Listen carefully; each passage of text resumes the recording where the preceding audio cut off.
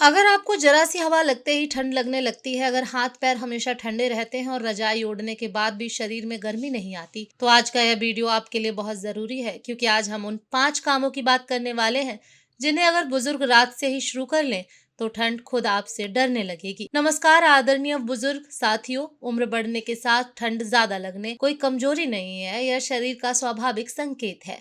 लेकिन सही आदतों से इस समस्या को काफी हद तक कंट्रोल किया जा सकता है। आज जो बातें आप सुनेंगे वो किताबों की नहीं बल्कि अनुभव और समझ से निकली हुई बातें हैं।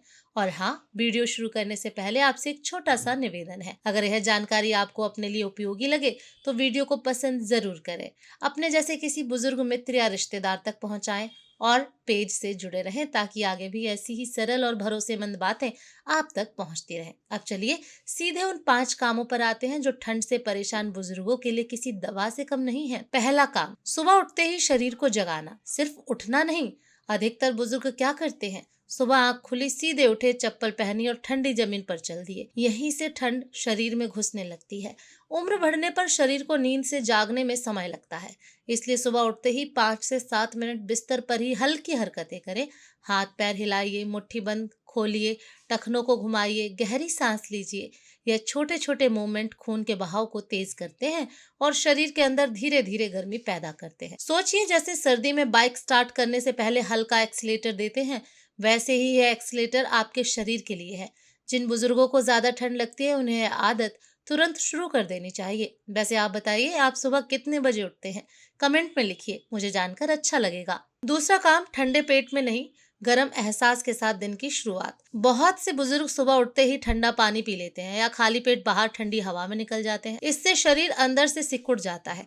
जिन बुजुर्गों को ज्यादा ठंड लगती है उन्हें सुबह सबसे पहले हल्का गुनगुना पानी पीना चाहिए। उसमें अगर 1-2 घूंट ज्यादा गर्माहट हो तो और भी अच्छा। यह पानी पेट में जाकर अंदर से शरीर को सिग्नल देता है, अब दिन शुरू हो रहा है, जागो। इसके बाद ही दांत साफ करें, पूजा करें, अखबार पढ़ें। यह छोटी सी आदत पूरे दिन ठंड के असर को कम कर देती है। ध्यान रखिए, कोई इलाज नहीं बल्कि शरीर के साथ तालमेल है। शरीर से लड़िए मत, उसे समझाइए। तीसरा काम, कपड़े ज्यादा नहीं, सही पहनना। अक्सर बुजुर्ग शिकायत करते हैं इतने कपड़े पहनने के बाद भी ठंड लगती है। असल में दिक्कत कपड़ों की संख्या में नहीं, उनकी परतों में होती है। सीधे मोटा स्वेटर पहन लेने से शरीर सांस नहीं ले पाता। सबसे पहले हल्का सूती या ऊनी बनियान, फिर एक पतली परत और ऊपर से गर्म कपड़ा। यह तरीका शरीर की गर्मी को बाहर जाने से रोकता है। खासकर कमर, गर्दन और टखनों को ढक कर रखें। ये 3 जगह ऐसी हैं जहां से ठंड सीधे शरीर के अंदर आती है। और हाँ, घर में रहते हुए भी अगर आपको ठंड लगती है तो मोजे पहनने में कोई शर्म नहीं। यह समझदारी की निशानी है, कमजोरी की नहीं। चौथा काम, खाना सिर्फ पेट भरने के लिए नहीं, शरीर के अंदर की ठंड को जलाने के लिए खाइए। जिन बुजुर्गों को ज्यादा ठंड लगती है उनके शरीर के अंदर की गर्मी धीरे धीरे कमजोर हो जाती है और इसकी सबसे बड़ी वजह होती है गलत खाने की आदत। कई बुजुर्ग सुबह बहुत देर से खाते हैं, दोपहर में हल्का सा खाकर टाल देते हैं और रात को तो कई बार सोचते हैं कि कम खा लें वरना पेट भारी हो जाएगा। लेकिन सच्चाई यह है कि जब शरीर को समय पर और ठीक मात्रा में खाना नहीं मिलता तो शरीर अपनी अंदरूनी आग को बचाने के लिए खुद को सिकोड़ लेता है और यही सिकुड़न ठंड बनकर आपको परेशान करती है। ठंडे मौसम में शरीर को थोड़ा सहारा चाहिए, थोड़ा अपनापन चाहिए और वह अपनापन खाने से ही मिलता है।